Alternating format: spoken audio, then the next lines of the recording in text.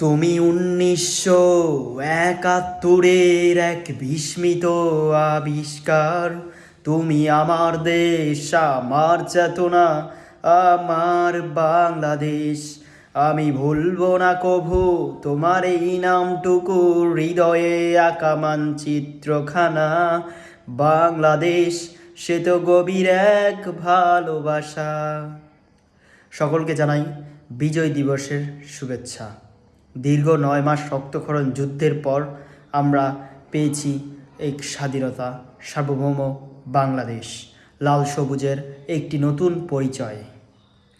9 মাস রক্তক্ষরণ যুদ্ধের শহীদদের জানার জন্য শ্রদ্ধা ও দোয়া, ভালোবাসা।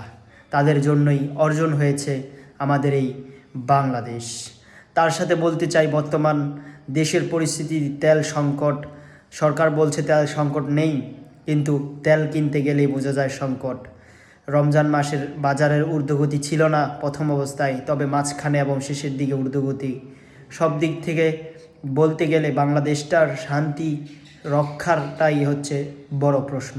স্বাধীনতার 52 বছর পরেও আমরা সঠিকভাবে বাংলাদেশটাকে উন্নত করতে পারছি না। কিন্তু অপরদিকে জাপান, যেটা বাংলাদেশের পরেই স্বাধীন হয়েছিল, সে কিন্তু অনেক উন্নতি। সকলের প্রতি দেশের জন্য কাজ করার আহ্বান। ধন্যবাদ।